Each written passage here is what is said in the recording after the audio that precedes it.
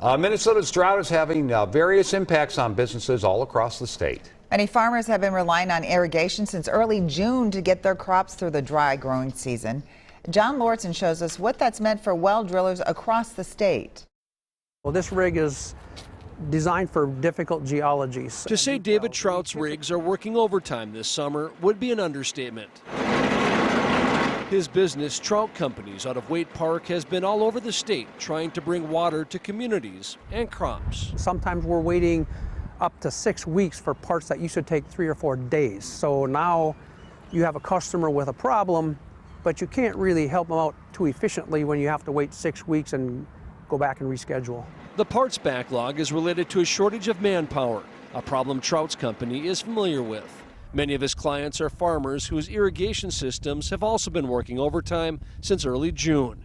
Wear and tear is taking a toll. When that happens, we end up with people pushing the equipment many more hours per day. So if there is a weakness or something that should have been serviced and didn't get serviced, it will come out. In some cases, it's not the equipment that's broken down, it's the ponds that have dried up, specifically pasture ponds used to water cattle. Well drilling companies are busy creating new ponds for livestock.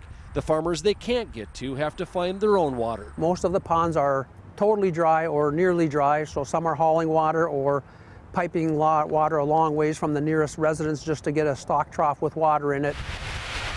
And with many parts of the state down several inches of rain or more, it's going to be quite some time before business dries up. Every available person is out working every available hours, and yet try not to burn your employees out because they obviously have a home life as well. John Lauritsen, WCCO 4 News.